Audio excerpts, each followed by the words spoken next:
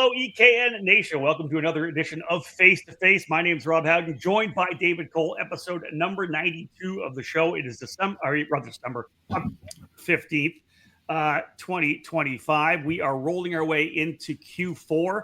But David Cole, we could not be more busy right now. It's Q4.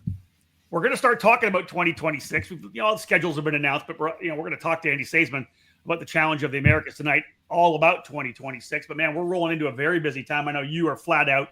Previews for Rock Vegas, previews for Super Nationals. There is so much stuff happening over the next couple of weeks that we'll be doing. But again, you have to still, plant your feet and talk about 2026 because it's right around the corner. Yeah, that's what essentially teams are starting to look ahead, because if they're not ready for the upcoming month, what have you been doing? All right. Kind of reality bites right now. Today is October 15th. The next 30 days are just pretty much 32 or 35, however many days there are. I don't know how many days are in the month now, but it's going to be nonstop. After we get done here, I got to do a recap on the Rock Cup Super Final that's going on right now. We had a couple Americans in the top 5 in qualifying, and I'm not quite sure where he finished on heat races at the end of the day. So we're going to do a recap on that.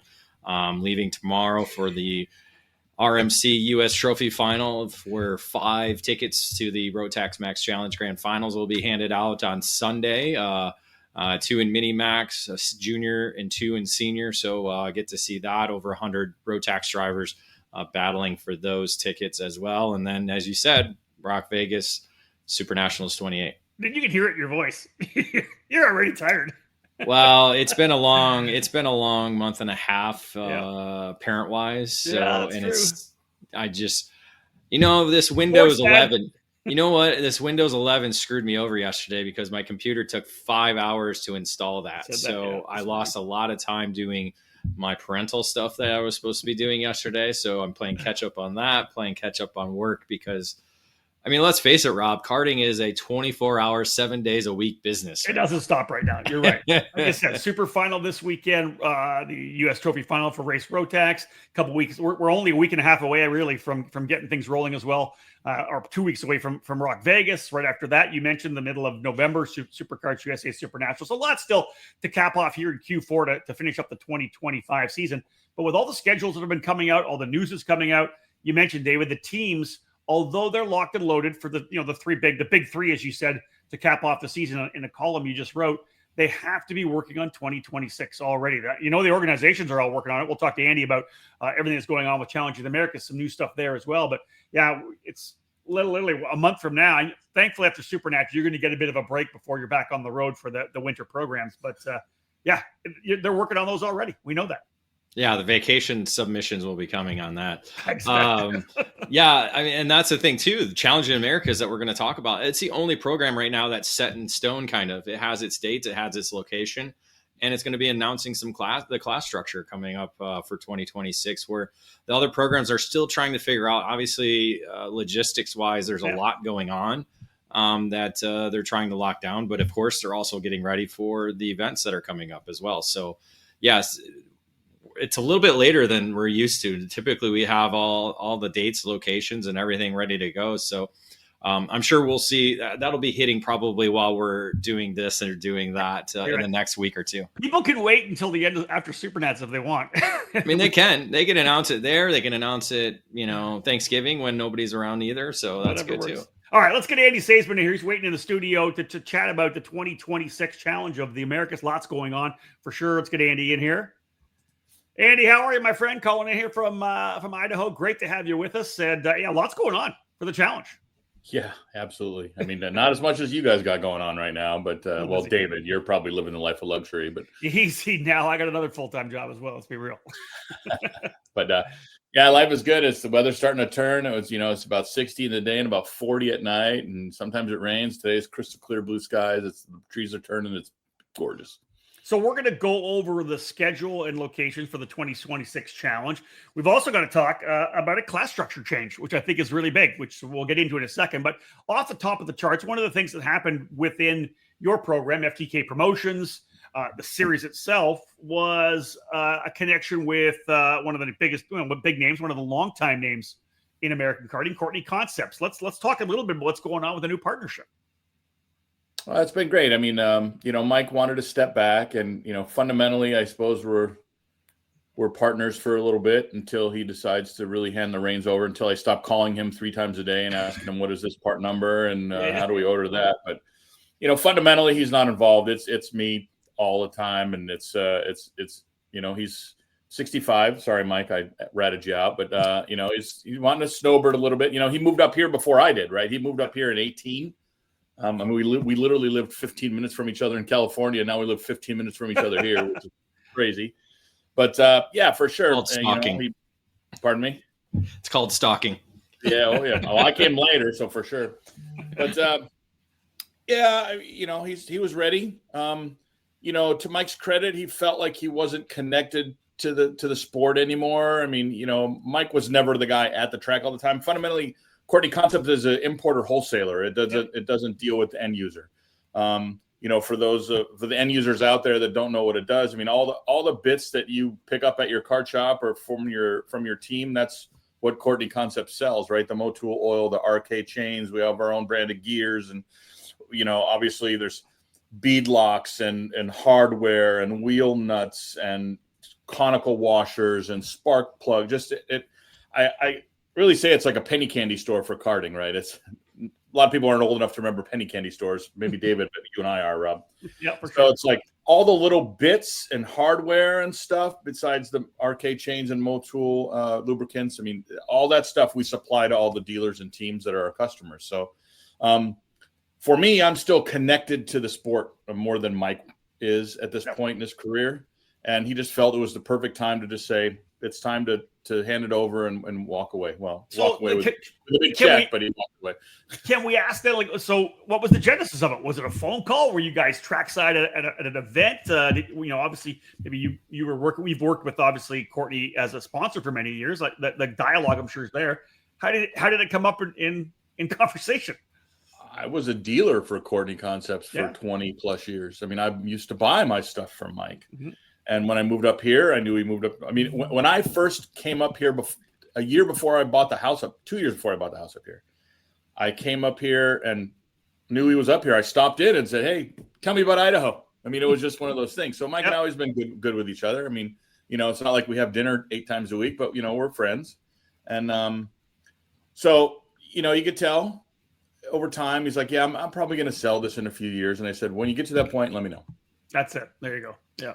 And it just started that way. And then I'd go, I'd pick up my oil for challenge. All right. Hey, I need my 15 cases of oil for challenge. He's like, "You still interested? I'm not ready yet. You still interested?" I'm like, yeah, just let me. The devil's always in the details. It's always in the numbers and the specifics. But you guys were just checking in on the temperature of it all, right? Yeah. We had our first date. Then we had our second date. Might have gotten to third base with them. You never know. Oh, wow. All right. Andy, logistically, obviously, had he been in California, the big move would have been something different. Logistically, it seems like if you're 15 minutes apart, it's going to eventually, when the transition fully comes, to move everything over to FTK Promotions, which you're expanding on. It seems like it would be like an easy thing for you guys to put together. It was easy. It was tedious, but it was easy. Okay. I mean, when you think about, 50,000, not 50,000, 1,000 or 500 small bins this big full of bead locks and conical, and then boxes. So you've made the full move now at this point? Yes, everything's here. So wow. I flew up Eric, who was already coming up to help out at Spud Cup, so I flew him up like 4 days early, and then we spent all of Labor Day weekend moving. So it was, I still have the trailer. So it was literally like, take a rack, put it in the trailer, disassemble the rack, bring it, rebuild it. Yeah. Go back, do it. So it was, from a logistics standpoint, it was easy because it was very simple that we did it that way. It was tedious to go back and forth. But in the end, it was the best way we could have done it. Like I said, the shops were 20 minutes apart, 25 minutes apart. Yep. So we did like a row of racks a day. We just got it done each day, and got it how I wanted it. I changed things. Mike had his way. I have my way. Mike calls it the Courtney way. And I said, okay, well, that's fine. I have the FTK way. And, so stuff's in different spaces, and the shop is set up different than his. But fundamentally, it was a simple transition. So talk about expansion of the shop as well. FTK. I know that obviously the move up to Idaho was a big thing for you, setting up shop, doing all the the little things you needed to do to be able to operate as you want to, as FTK does out of a shop. Let's talk about the expansion. What do you got going up on up there? Well, one of the selling points to me coming up buying this particular property was that it had a shop on the property that I was just fine with. And then with the addition of Shinko last year, it was like, okay, I'm starting to stretch, but I still have enough room. And then I added Courtney. It's like, oh man, now I'm in trouble. So it's like one of those things. Do I go try to go rent a building and waste money? Do I go try to buy a building? That's an obscene amount of money. So, yeah, I'm adding about 1,500 square foot to the shop. So between what I need for Shinko Kart USA and for Courtney, it's perfect. So they're in the middle of that project right now. The foundation's poured, the walls are poured. Framing starts on Monday. Wow. So I'm like, guys, it's gonna get cold, and I don't want to have snow in my shop. Yeah, let's get this knocked out. The date is December 1 is hopefully the completion date, which is fine because I have the next container of tires from Shinko Korea coming in like the first week of December as well. So it's just let's go. Well, that's good. So obviously the announcement was made a little while back. What do you feel like in terms of feedback from your customers, feedback from the karting community itself? Luckily, I know most of them, especially on the West Coast. Yeah.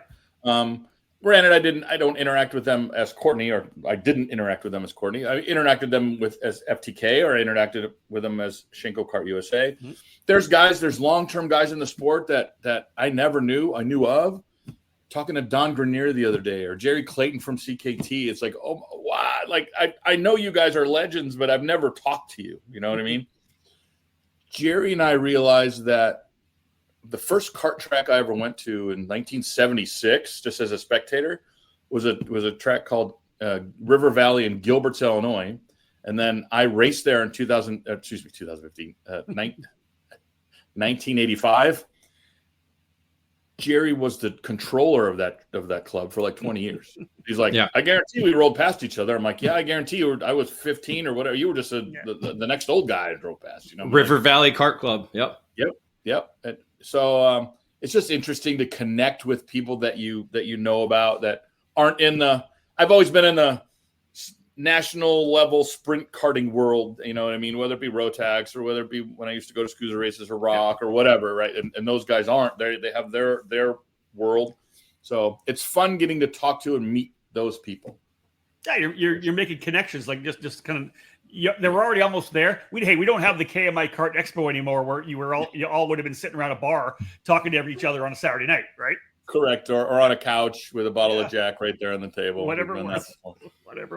Andy Saisman's seat. Andy Saisman's seat. We pause our face-to-face broadcast for this quick commercial break. Stay tuned for more here on the EKN Radio Network.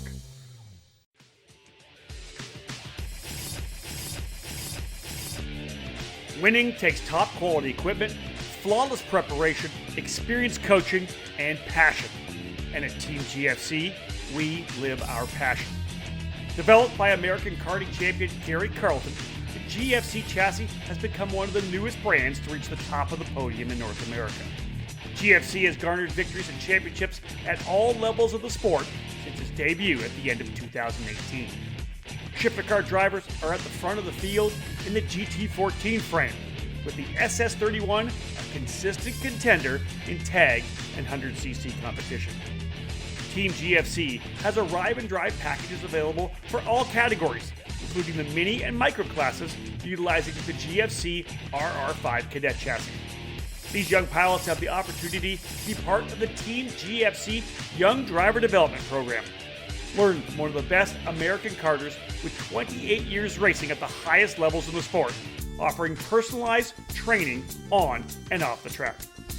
Follow GFC Karting on Facebook and Instagram, or click over to gfckarting.com to learn more about joining Team GFC. GFC, live your passion.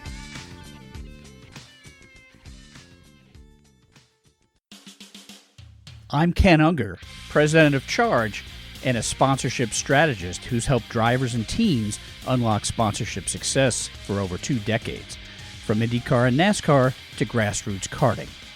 In karting, horsepower is great, but sponsorship power?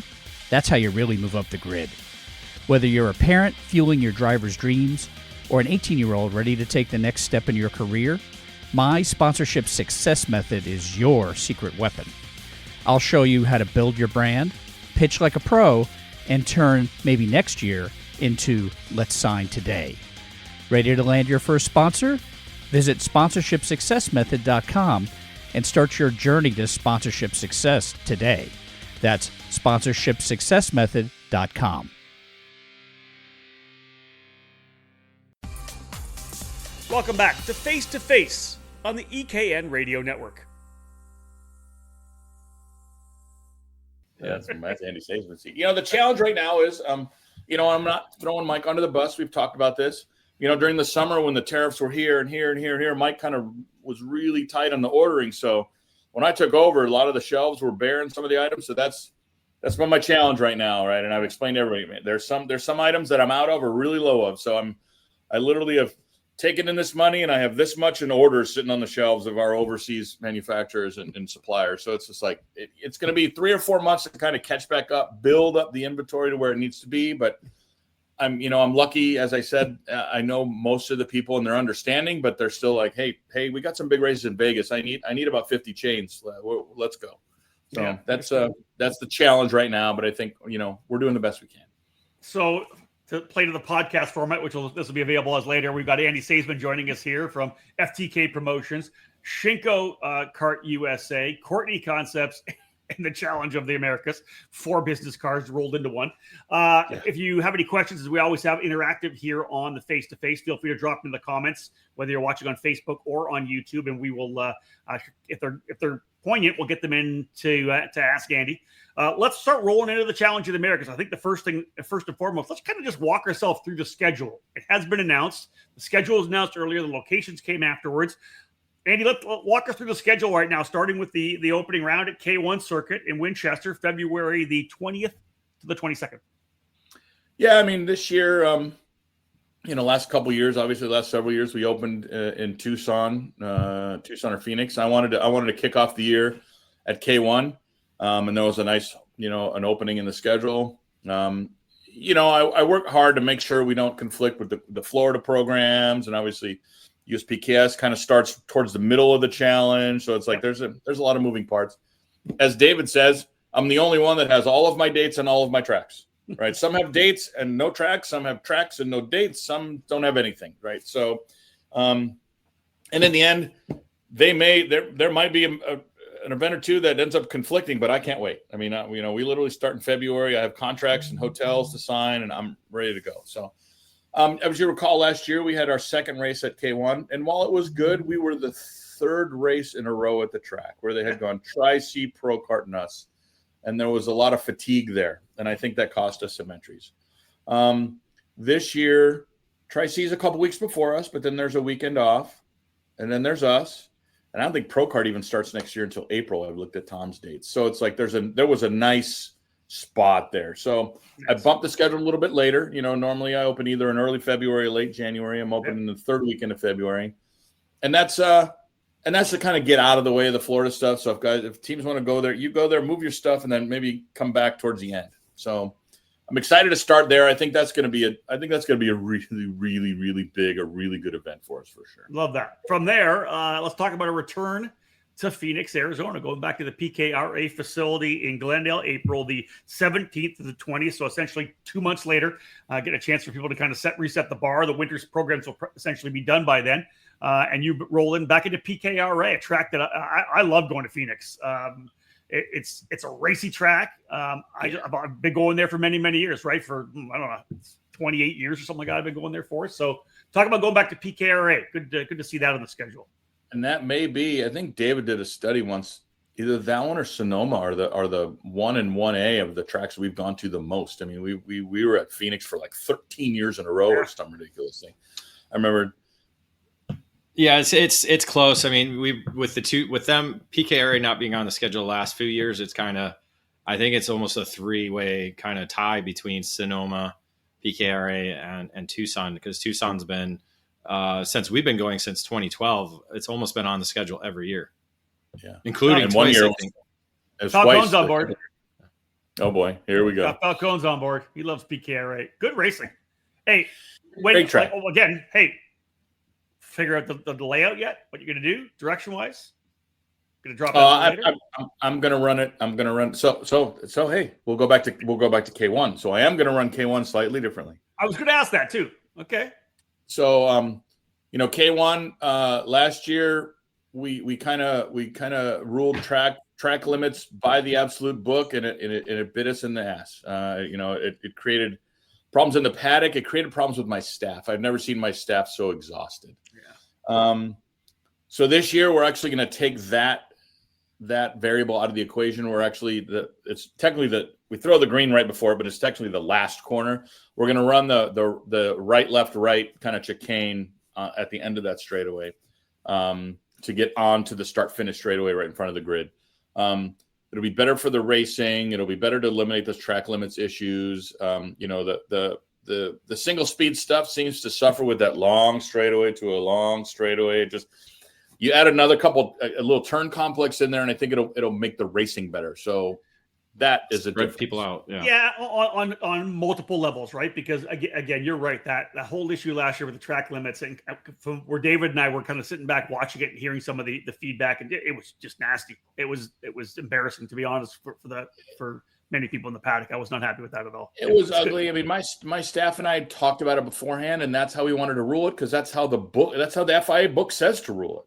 Yes. Unfortunately, people had raced the other organizations right there had let that move a little bit, right? And that being said, we're not doing that anymore. So I think we could just all blame the track designer, Rocky Moran, right? That's for Rocky on the bus. It's the Paul Ricard nature of that corner, the fact that it has all of that runoff, right? And the reason why they did it is because it's primary for rental carts, and they don't want the people in their $10,000 rental carts driving off and scraping the bottom of them. I get it, but then when it gets to us, it causes problems. But anyway, because you look at Newcastle going down Long Pond Straight to the left-hander when the finish line was at the original location.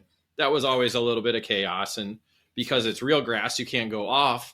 But like you said, because it's pavement, you suffer no different than GoPro, where they completely go over the rumble strips to the concrete and then back over the rumble strips. It's just the nature of the beast trying to and the back straightaway as well that has that big extra 10 feet of runoff. Right? There's still that whole right. The Paul Ricard. That's a pretty good comparison. All right. So adjustment to the track at K1. What are we thinking about for PKRA? Phoenix, we're on the full track clockwise. The best classical way to do it. Love it. Clockwise into Daytona, the hairpin that leads onto the straightaway, where a lot of hard moves happen there, and then you pay the price at the end. I mean, that's the raciest track. We've run a couple different we've run that little two straights configuration where they skip the turn 1, 2, 3. I like the 1, 2, 3. It really separates people. You really have to be good. Yeah. So that's what we're gonna do at Phoenix. So cadence is really good. We talked about that, right? So 2 months between February, obviously off March, back in April. But then it's not quite 2 months, but the end of May 29th to the 31st, Colorado karting circuit at Centennial. How big is that? That's awesome stuff. Yeah, Greg Welt's loving that, because if I'm not mistaken, David, don't you always talk about Andy's announcement? Yeah, it came at that track. The Challenger of the Americas was announced at that facility during the 2007 Rotax Grand Nationals, the U.S. Rotax Grand Nationals. So it was in a hangar, so it wasn't actually at the racetrack. It was in a hangar. Yeah, it was like the welcome party. It was like the driver welcome party where they did awards.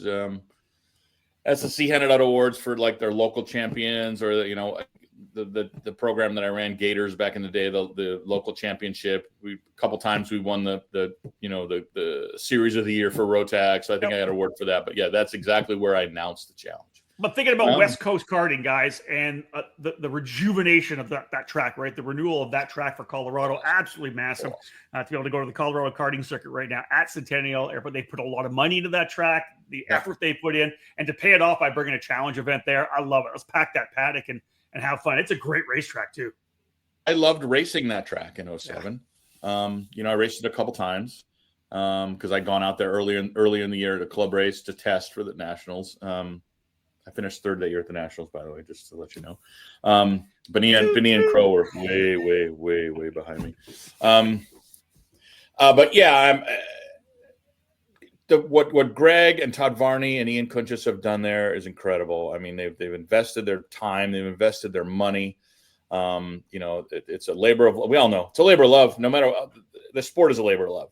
100%. But I'm happy to have another great track to go to. And to be honest, Greg Welch, and whether he was with Unser back in the day or now, with his own program, Forward Direction, now as the importer of the Pontono chassis, he supported me for a very, very, very long time. And it's important to me to try to give my teams a home race. I mean, so think about, right, K1, I have Forward Direction and Nash and Precision and, you know what I mean, and Kartnick and all these guys that are there. And then we have, Ryan Ruth, there. And then we always have, Gary and Ron and everybody, Speed Sense up at Sonoma. So now Greg gets a home race, which CKC is also a Shinko track for me. So they run our tire. So I could see that getting a nice big local bump like we always do at Sonoma from some locals. Maybe we'll get 15 or 20 folks that maybe they won't make the other three. I get it, but now I'm at their spot with their classes on their tire. I mean, it's an easy transition, and it's a great racetrack. Yeah, and it's not in the middle of nowhere. It's 30 minutes from the airport. It's 2 minutes from every hotel and restaurant that you'd ever want. I mean, it's a great place to go. That's what sometimes customers don't think about when organizers have to make these decisions. They're like, that's a great track. Yeah, that is a great track. It's in the middle of nowhere. The next airport's 2 hours away. Like, yeah, right. We have to have hotels. We have to have airports. We have to have restaurants. We have to be able to get a rental car. Mm-hmm. So Centennial, Colorado karting circuit fits all those bills. It's a great racetrack. I'm super excited to go there. And let's be honest, you would have went to Colorado had it not been a winter program. Now you've expanded into essentially a 6-month program now to where you are able to travel to places that were a little bit colder during the winter. Very true. Yeah. No, that's helped. Yeah, I mean, in the past, every year I would get those calls. Why don't we go here? And this was years before we expanded. Why don't we go here? I don't know, because there's snow on the ground there when we go in March. Yes, right. But yeah, now that we're expanding the program a little bit and giving a little bit more separation, so it's not so condensed, it allows me to go to some of these other places like Utah this year, and then now Colorado next year. We pause our face-to-face broadcast for this quick commercial break. Stay tuned for more here on the EKN Radio Network. The new face of competitive karting in the Pacific Northwest region is RaceLab. The full-service karting operation is located at the state-of-the-art Kartplex facility in Oliver, British Columbia, Canada, providing everything you need to hit the track or put yourself in a successful driver development program. RaceLab is the official North American distributor for the TB Kart chassis brand, providing the full range of models from kid kart to shifter kart. Villeneuve Racing Karts is their flagship product, available only through RaceLab. The brand carries the name of Formula One champion and Indianapolis 500 winner Jacques Villeneuve, with each model produced by TB Kart. Kartplex, the home of RaceLab, is situated on the grounds of the Area 27 Motorsports Park. From full arrive and drive TB Kart rentals to leagues and competition karting, the facility provides a new home to developing the future stars of motorsports, all beginning at Kartplex with RaceLab. Follow RaceLab on social media on Facebook and Instagram, or load up their website at www.theracelab.ca to learn more about TB Kart and Villeneuve Racing Karts. RaceLab. Race with us, win with us.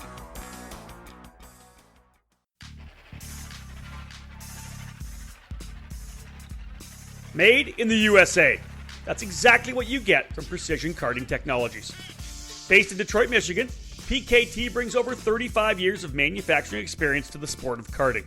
Their passion for the sport began focusing around the kid kart platform and has expanded every year with hundreds of products designed to put you on the podium. Precision Karting Technologies is known around North America for their successful line of axles, available in all age groups. PKT manufactures a number of engine products for Comer, IAME, Rock, Rotax, and the popular Briggs & Stratton 206. A wide variety of chassis components for the many brands in the sport are available through PKT, including hubs, pedal risers, skid plates, and other hardware for your kart. Axle straightening, chassis adjustments, engine service, and specific CNC machining projects are available through their Motor City headquarters. To learn more about the many products and services available from Precision Karting Technologies, head to pktaxles.com. And Andy, let's wrap this up. You mentioned Sonoma. It's been kind of the traditional cap, the finale for the series for many years. July 10th to the 12th, so it'll be a nice warm one in middle of essentially early summer. At Sonoma Raceway, we'll have the finale there, capping off the 4 events. And again, another good cadence there, right? No races in June after finishing up at the very end of May. Again, about 6 weeks later, you're back at it at Sonoma again. And listen, we talk about the fact, best view in karting in all of United States. A tremendous racetrack to battle on. The championships have always come down to great fights. I don't care which way you run the track. It's always a lot of fun to watch that. So again, talk about just capping things off at Sonoma. Yeah, somehow Sonoma ended up as our finale again, right? It's it's odd. The original date was going to be May, and then Sonoma came back to me and said, we have this big velocity event that canceled on us last year, and they're coming back. It's going to be that weekend. It's going to put pressure on hotels. It put pressure on the track. And I said, well, you know what? Like David said, we have May and now a July date, so maybe we'll flip flop. And luckily, Greg was okay with that, him and his partners. So we were able to flip flop the dates. And from an organizer standpoint, it's actually better because let's be fair, the bulk of our customers are from California and Arizona, and coming to Utah last year for the finale hurt a little bit because it was like, oh, it's an away race, I'm out of the points. And my answer to that is the only way to ever get in the points is to keep racing and get better to get in the points, but that's just a conversation for another day, right? Mm-hmm. So guess what, guys? The away race is race 3. So you're probably still going to be in the points. So there's your schedule, folks. K1, Phoenix, Colorado Karting Circuit, and then Sonoma Raceway to cap things off in July. Now, let's dive into class structure. There's some stuff that's going on, Andy. Let's talk about what's the same, status quo, what's changing for the schedule, or rather for the class structure for the challenge in 2026. Gotcha. Well, obviously, the mainstay of our program for the past few years has been the single speed air cooled. I mean, that's karting around the country right now. We did that for how many years with Yamahas and KPVs, and then we all went local cool 125s, and then we went right back to right. So karting at its heart is very simple, and that's what people enjoy, and the numbers around the country show that to be the successful formula. So obviously, we're still going to run the 4, air cooled 2 cycle categories, right? The 60cc cadet, right, which is ages 8 to 12, but it's competition age 8. So really, if as long as you turn 8 during next year, you're legal to run. 100cc junior, which competition age 11, which means technically if you turn 11 during that year, you're able to move up, which is what a lot of clubs are doing now and programs, and then senior, 15 and up, and then masters. Obviously, we allow both engines, both of the most popular engines in karting, the whether it be the VLR 100 or the KA 100 in the full size classes, or whether it be the Mini Rock or the Mini Swift and the 60cc Cadet. Those have been 90% of our entries for the past couple of years. I mean, that's a no-brainer. Unfortunately, next year we're going to drop our shifter program. Talking to the teams, we watched it happen this year. I mean, we started off okay. I mean, and then by the end we had like 4 or 5 combined between the masters and the senior. And unfortunately, that just doesn't pencil out, doesn't pay for itself. Certainly doesn't pay for what I paid out. Mm-hmm. So talking to the teams and quite honestly, the biggest answer was now that the program is all KZ, that to run those engines has become so expensive that they don't want to run on a different tire. They just have no interest, right? It's always on a Vinco MG, which is virtually the same tire. I get that, whether they're running at Stars or whether they're running at the Pro Tour. I get all that. And if they don't want to run at a different tire, they don't want to run at a different tire. I can't change that. Now, I can remind them that just a couple years ago, the Rock Shifter, we had 50 at our races a couple years ago, and then we went to KZ, and now we can't get 5. But, it is what it is. So there's room in the schedule. And we only ran 6 classes, so there's certainly room for more. I mean, most programs run 7 or 8. So next year, I'm adding the Briggs classes to Challenge the Americas. It will mirror. Oh, fancy graphic! It will mirror our 2-cycle classes with the cadet, or junior, senior, masters. Ages all the same. The weights are all listed on the site. So the weights in the slide was a challenge, as you probably know for sure, DC, who follows this stuff, 24/7, as you said. I did research. I looked up Burley Cup and CKC and Utah and Southern California and PKRA, Tri-C, KPX, Prairie City. There's like 3 different slides these guys are running there. And there's, it's like, I got this slide, that slide, the other slide, this. So I basically took what the most popular ones were and just whittled it down. I don't know if you can click on our website, David. I don't even know how to do that and to share that screen. But I have this. I have the slides listed and the weights listed in our class section on the website. Give him a second. That was dialed in. Somehow he'll figure it out. I know. Yeah. And that's so I'm going to offer those. I mean, look, the 4 air-cooled 100cc air-cooled 2-stroke classes and the 4 Briggs classes. 90% of those are run at 90% of the clubs in this country. That's it. Yep. And I understand, to some people we're a national program, to some people we're a regional program, for some people whatever we are, we're the next step beyond where beyond your club. We are, whether it be your next step is the Supernats or the CKNA Grands, we're the next step. So if you're going to come out of your club, if you're going to come out of your, say, close regional program around your 2 or 3 local tracks, if you want to travel a little bit, we are the next step, and it's where you need to be. That being said, I don't know what the turnout's going to be, and I think that Dave and I talked about it a little bit. We'll create a drop dead date where we're going to need 10 entries per class, and if we don't have it, we will drop that class.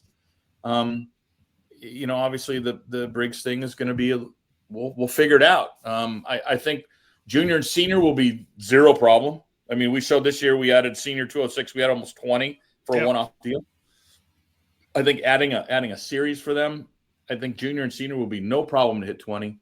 I think, masters and junior 1, hopefully I'm happily surprised. I think I will be. But so like I said, I'll create a drop dead date to when we need the entries. I mean, we've seen SCUSA do that. We've seen USP. Every series has to do it.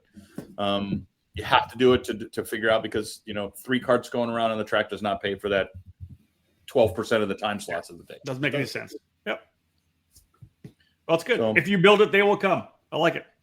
That's the goal. I mean, we've built a good 2-stroke tire. We've built a good 4-stroke tire. I mean, the feedback's been great on both. So I mean, I'm excited to be able to offer it, and we'll see where it goes. Dave, what do you think? Yeah, it is. It's an interesting point about the slide. It's a big thing because at least on the West Coast, there's all the different options there. There's IKF rules, there's CKNA rules, there's local rules, like you were saying. So it is kind of all over the place. So it is a little bit different from, say, Cup Cards, that what they actually run per category. So that'll be a little bit different engine wise. So, but yeah, I mean, again, the thought. You mentioned the Shinko tire that everybody's going to run on, correct?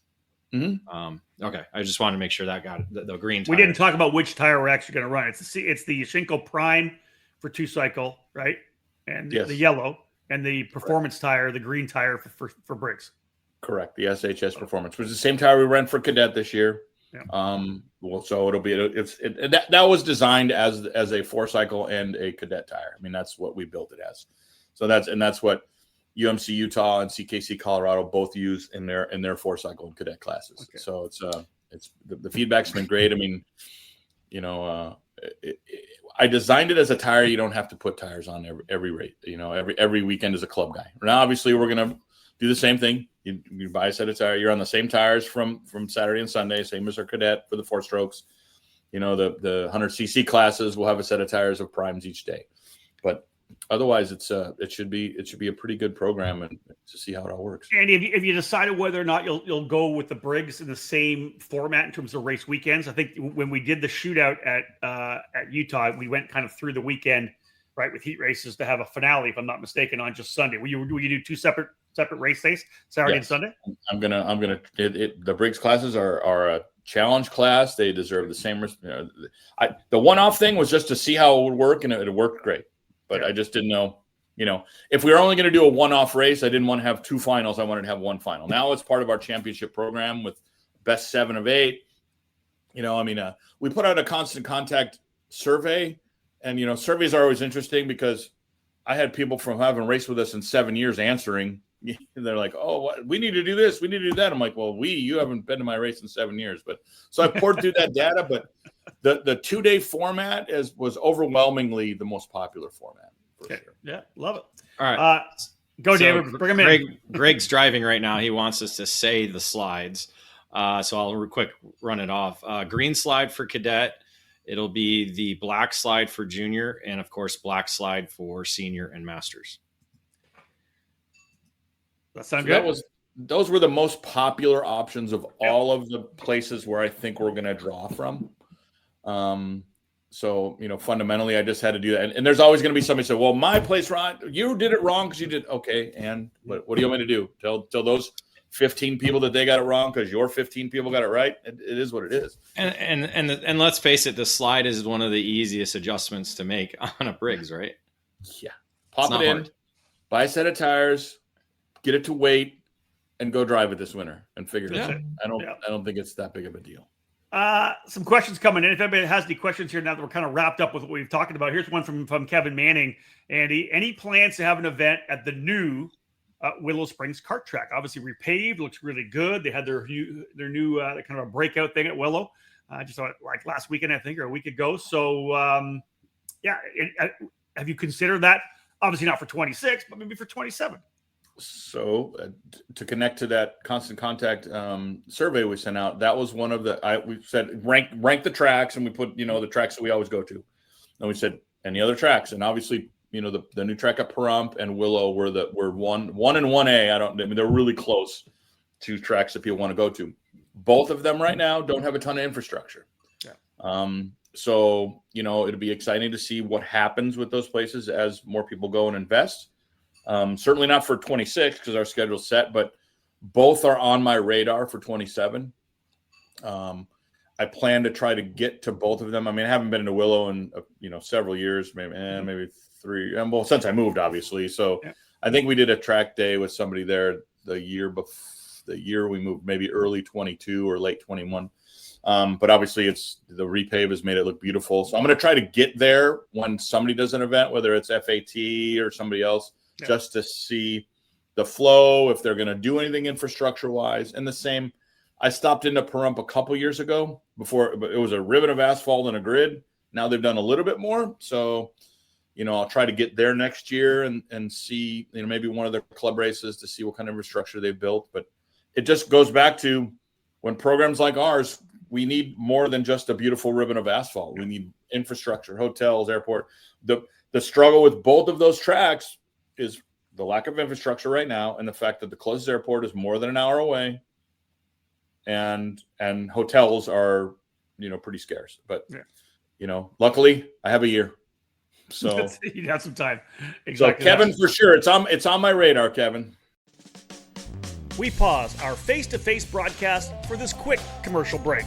Stay tuned for more here on the EKN Radio Network. Established in 1999, PSL Karting has become a powerhouse within the karting industry for North America and around the world. PSL Karting is your complete source for all Burrell Art products as the North American importer, providing this top quality product through both their expansive dealer network or through the PSLkarting.com online store. Whatever you need is available 24/7 online, including safety gear, parts, components, and full karting packages. All 3 brands, Burrell Art, Ricardo kart, and Charles Leclerc karts are in stock and ready to hit the track. Grab your winning chassis for any category by visiting pslkarting.com to find your nearest dealer. PSL Karting is always looking for interest in new dealers and teams to help create new business relationships. Drivers looking to take their talents to the next level can join the Burrell Art North America race team, competing at all the major U.S. and Canadian events this season. When you're ready to win, go with PSL Karting. Take advantage of the deals available through RTX USA Group, an official distributor for Rotax karting products in the United States. RTX USA Group provides Rotax engines, Mojo tires, and XPS products to dealers and competitors in the southern U.S. states, from their base in Florida all the way to California. Take advantage of their engine purchase offer, which gives you 2 sets of Mojo D5 tires when you purchase a Rotax Max Evo or the Rotax DD2 Max Evo. For those looking to add a Rotax Micro Max Evo MY20 or a Rotax Mini Max Evo MY-I20 to their lineup, those customers will be provided with 2 sets of Mojo D2 tires. Customers who purchase a Rotax Junior Max Evo won't be left out, also receiving 2 sets of Mojo D2 tires. RTX is also introducing the new Mojo Club, with opportunities to save on Mojo tires by bundling them together. Learn more about becoming a dealer or joining the Mojo Club by visiting rtxkarting.com today. Let's bring this question in for Jackson Lambros, who will actually join me as part of the announcing team, commentary team at Rock Vegas. Andy, he asked, what factors into you guys allowing both Rock and IME engines? I know the answer to that question, but for Jackson's sake, to bring them both in. I used to be a Rock-only program. But the West Coast, because let's be honest, the IME West Coast importer is in Southern California, so IME has a huge presence. So except for Cadet, we did allow the IME engines in the full size classes for a couple years, and then it just got to the point where, man, it just makes sense to keep doing this. So when I separated from Rock, I'm not manufacturer affiliated, so IME doesn't give me any money. Rock doesn't give me any money, so I might as well allow both their programs. And then factor in the fact that Southern California is all KA and Rock Sonoma is all Rock. Which one of those customer bases do you want me to tell to not bring their engines? Yep. So it's super simple. We found a way to make the senior stuff run very, very close with the weight break. The junior stuff, the Rock is still faster, but I've talked to the Burley Cup guys. I'm trying to get a couple of their restrictors to see what I can do. So, in the next month or two, we may get the KA closer to the Rock to be able to make it attractive to run. So we'll see. There you go. Yeah, great question and great answer. Master and Cadet, same thing. Good parity there as well, too, between the 2 engines. Yeah, for sure. Yeah, we watched that happen. There were guys that were essentially in the top 5 all on different motors. Well, yeah, we've seen a guy go from, I think Greg Welch was one of them, go from IME one day to Rock the next and still be up front in both days. So. Ian Kunchis did it at Tucson a couple years ago. He won on one day and then put the other one on, either added or took up the 10 pounds, whatever he did, and literally ran within the same 10th and won with the same margin. So I was like, okay, with that stuff, we got it really close. Let's lean in and kind of cap things off here, Andy. We always like to talk about staff anytime we talk about it. You're still quite a ways away, obviously, from the first round in February. What's the staff looking like? Who's coming back? Who will we see next year? It's always a little bit of turnover every year. You get a person here and there. Well, how's it look for? Yeah, I mean, the last couple of years, I've been unhappy with my announcer, but he keeps coming back, so I don't know what's going on with him. You should fire that guy. He needs some weekends off. He wishes. But the media guy he brings with him is top notch, so I can't possibly fire him. So. Yeah, but he doesn't make burgers for the staff either. So let's be real. That's true. But he's easy to buy booze for. It's just a bottle of Bacardi and a 2-liter of Coke. It's very, very simple. It's the easiest thing in the world. Now, fundamentally, we're the same. I mean, I say this every year, and it's not a cliche. I am blessed. I am blessed to have the same people for so many years. My 1 and 1A race directors, rank them how you want. Taylor and Mark are still with me after all these years. They keep getting older and keep threatening to retire, and then they just don't. So I love them. I'm blessed and happy to have them. unfortunately this year we're going to lose the Brooks family. We're losing Tyler and Megan. They moved to Kentucky a couple years ago, and both in their mid-30s, kind of moving up their corporate ladders. And it's, the travel gets a little tough to try to get from Kentucky to Southern California. True. Yeah. But obviously we still have Josh Velaz, who's just as good as anyone out there. I mean, Josh is a race director at, his local programs. I mean, and then, we'll fill in with a few people that we have, Phil Hand throwing the flags. I mean, we still have a couple other assistant race directors I'm working on. Tech is the same, Robert Yarley and, Corey and Cam Edwards. I mean, Cam Edwards is my guy from up here, right? So I met him a couple years ago when I came up here, and I asked him to come throw flags for me at one of the races because I think Ryan Egan couldn't come or something. And he threw flags for a couple races and told me, I hate doing flags. Please don't ever make me do flags again. He's our local race director up here. He's actually the local race director at the NASCAR oval track, and he's may work for Burley Cup next year. But for me, he does tech. So it's fun. It's interesting to cross-train a lot of different people. His wife, Beth, because Megan's going to depart, his wife, Beth, has stepped in, and she's going to run the tire department, So, I mean, obviously we have Ashley Velaz, her spot, Maddie doing penalties, my rock, Shelby, never. With the minute Shelby retires or gets pregnant, I'm out. That's it. I quit. So, that's that story. Guys on the grid, we love Guy. He's, that guy is going to die on the grid at one of my races. I mean, that's probably true. Just be like, I guess we got to replace Guy this year. Obviously Eric and Angel are Eric and Angel. I mean, they're not going anywhere. That's it. It's the same crew. It's a family. There's no doubt.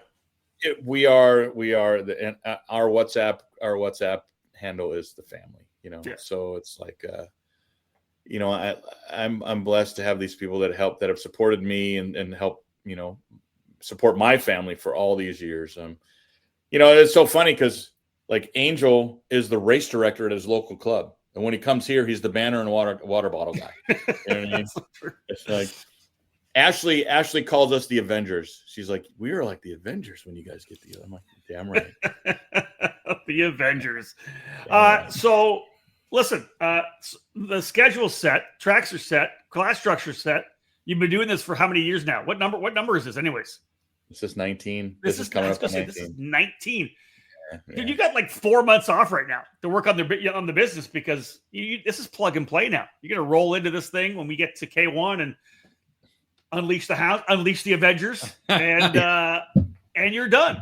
You put your feet up. Yeah, that's why I had to have add Courtney to my list because I had nothing to do, so I figured I might as well do something during the day around here. Right. There it is. So yeah, I mean it's funny. The days fill, as you think you have both of you. You think you're like, oh, I have nothing in the hopper, and all of a sudden it's like it's 5 o'clock, and you're like, what? I did all this stuff all day. Yeah, I mean, today was literally managing, not managing, but the excavator was here doing all the backfill on the property. Then I filled some orders. Looking at hotel deals for Phoenix. Courtney stuff, and it was like, oh, and then I have an order from Japan coming in, so I'm tracking that. I have another order from Motul coming in, I'm tracking that. And then all of a sudden it's 4:30. Yeah, you're like, hold on, I got a show to do at 5 o'clock. So exactly. Well, so there you go. 6 for me. I'm in Mountain now. Oh, that's right. You're a mountain guy. I forgot about that. So I did the old man thing. I put on my walking shoes and went on a 45-minute walk, and then came up here and did this. Man. So. Well, Andy, listen, we're at the past the 45-minute mark. Anything else you'd like to pass on to everybody that's tuned in here? And of course, this will become a podcast later on. We'll have it on the ECAN Radio Network available for downloading all of our podcasts. Last couple of thoughts before we shut things down and start thinking about 2026. Come to challenge this year.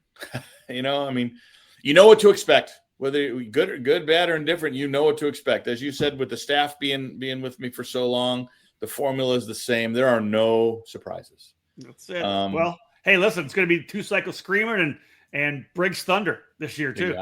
Exactly. So, I mean, we'll do our typical. We'll open the entry at the beginning of December. You guys and us will figure out, when we need to put up our banner ad and everything on ECAN.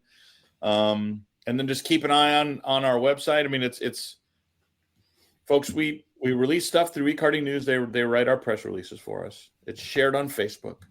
We have a website, challengekarting.com.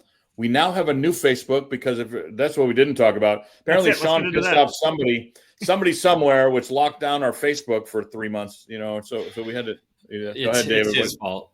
It's his fault. I am aware. I am 100% aware it's his fault somehow. and then, of course, dealing with customer service, I'm sure he was very pleasant to deal with. Sure, yeah. So we created a whole new page. The challenge karting page is up. He's populated it with some of our stuff from this year. So there's some content there. So between e-karting news, the press releases, that our Facebook page, we do send out constant contacts. It always cracks me up when people are like, "I never got it," and we go look through the list. That's because you unsubscribed 3 months ago. No wonder you didn't get it. Yes, we know exactly right. We know you unsubscribed. And do you guys use constant contact at all? Yeah, we do. Once somebody unsubscribes, can you resubscribe them? I don't know the answer to that. I'm assuming it's good question. No, probably. I cannot resubscribe them. They have to try. Oh, they have to do it themselves. Yeah, exactly. They have to do it. They'll just put me on. No, I can't. I can't do that. So we released the information as best we can. The website, Facebook, e-karting news. That's where all the information flow comes from. Please pay attention. You have the basics. The entry will open up with Race Select here in early December. We're excited to have their timing program with us this year. Now that we helped do some beta testing and Keith released it. So I'm excited to see watch that work at CKNA and this year. So and it's only going to get better. Race Select's only going to get better. We talked to Keith there in a show we did. Talk about the fact that there's stuff that they're going to drip out, right? There's going to be a lot more stuff coming. It's going to be, by the time we roll around to February K1, that thing's going to be ripping. Yeah, I mean, he has the stuff in there like the best 4-lap average. Okay, that guy cracked off a lap, but if you look at the best 4-lap average, actually the guy in third that's closing is the fastest guy right now. Right? Yeah. He's doing 2s every lap. You just cracked off a 1, but you just went 2 4s in a row. Guess what's happening? So it's like, Keith is a racer. Keith is super anal about his apps, and he's a great guy to have involved. So I'm excited to have that too. So it's all good. Well, listen, Andy, we appreciate you taking the time from Idaho to chat with us. As we said, we got some time before we're back on track at K1 in February, but lots to be done in the off season. Yeah, keep an eye on ECAN, everyone. We'll have all the information from the challenge that comes out from Andy and Sean. We'll make things ready for you. I forgot to tell you, the newest employee just walked in. Well, what do we got? Finally, she's going to come to all the races now. Oh, my goodness. Here we go. Her and Trev's going on track, and Kathy's going to do wristbands and T-shirts. So I sucked her in for Utah, and now I'm making her work. Luckily, so full-on family affair. Yeah, Grace is still in college, but I have to pay Trevor, but I'll pay her in a different way. Go on. Andy, thanks, man. We appreciate it. We'll talk to you soon. Thank you, guys. Take care. There you go. Andy Saisman and Kathy Saisman making a cameo. Of course, he forgot his wife and his child to mention. 100%. That was one of the first things he said on the phone with me the other day was, "Oh yeah, Kathy's coming all. It's a full time." That's perfect. Well, there you have it, folks. Challenge of the Americas kicking off February 20th to the 22nd at K1. There's going to be a little bit of a different layout there. A little bit of, back to the essentially traditional layout at Phoenix, the one that everybody loves to run. Colorado Karting Circuit in Sonoma. David, to cap off the 4 races this year. Nice cadence from February through to the middle of July. It's going to be a great season. Briggs now in. Shifters are out. So Briggs in there with the KA and VLRs, the 100cc and 60cc. Just a real solid kind of a grassroots level of competition that's going to be, again, the raise up from any clubs to come up and run essentially what is a West Coast national program that is run by a fantastic group of people. Yeah, excited to the X Force. I like to call it the X Force, not Avengers. The Avengers. All right. Yeah, X Force is a little better. But excited. Lots of cool things happening. And again, we still, lots of time for people to prepare and get ready for the program. Again, with the Briggs announcement. So, I wouldn't be surprised to see a lot of drivers double dipping. I agree. Doing both 2-cycle and 4-cycle. Again, the 4-cycle thing's kind of a start it and go kind of thing. A little, plug and play. Exactly. Yeah. So that could help with in terms of getting the numbers up a little bit more, but also provide drivers with more track time because again, who doesn't want more track time? There it is, folks. Thank you so much. We do appreciate it. And tell you, this is a perfect way to send things off on behalf of Ashley Velaz. See y'all in 2026. On behalf of David Cole and Andy Saisman, my name is Rob Howden. Bye for now.